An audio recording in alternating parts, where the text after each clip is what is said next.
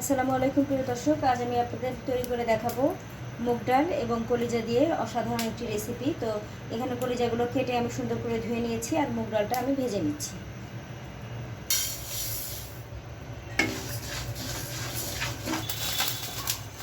তেলটা শুকিয়ে নিলাম, এখন আমি তেল দিয়ে দিচ্ছি।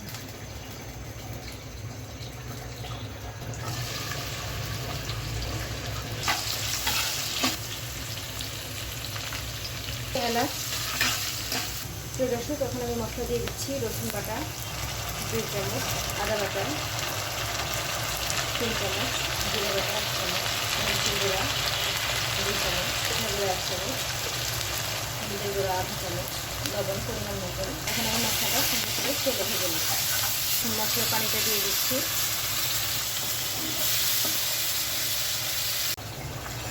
প্রিয় দর্শক, 5 মিনিট আমি মশলাটা কষিয়ে নিয়েছি। আমি কলিজাগুলো সব দিয়ে দিচ্ছি। সব কলিজাটা সুন্দর করে নেড়ে চেড়ে আমি ঢেকে দিচ্ছি। ঢাকাটা সরিয়ে নিচ্ছি। দেখতে পাচ্ছেন কলিজাটা হচ্ছে। এই ধোয়া মুগ ডালটা দিয়ে দিচ্ছি। সুন্দর করে নেড়ে চেড়ে ডাল এবং কলিজা মিশিয়ে দিচ্ছি।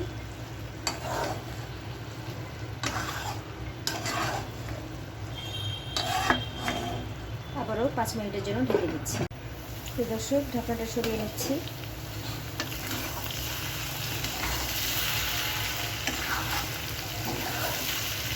এখন আমি ডালটা সেদ্ধ হওয়ার জন্য 1 কাপ পরিমাণ পানি দিয়ে দিচ্ছি।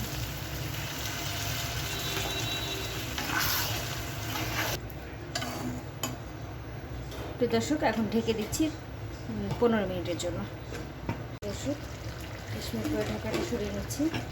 দেখতে পাচ্ছেন চমৎকার একটি কালার এসেছে এবং ডালটাও সেদ্ধ হয়ে গিয়েছে।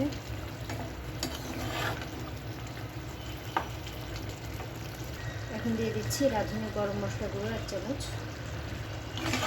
ভালো করে নেড়ে অল্প আছে 5 মিনিটের জন্য আমি চুলায় রেখে দেব। এই হয়ে গেল দারুণ স্বাদের কলিজা এবং মুগ ডালের অসাধারণ একটি রেসিপি। এটি গরম গরম পরোটা দিয়ে খেতে খুবই মজাদার। গরম ভাতের সাথেও পরিবেশন করে দেখতে পারেন, ভালো লাগবে। ধন্যবাদ সবাইকে আমার ভিডিওটি দেখার জন্য। বেশি বেশি লাইক ও শেয়ার করে আমার সঙ্গে থাকুন। ধন্যবাদ। আসসালামু আলাইকুম।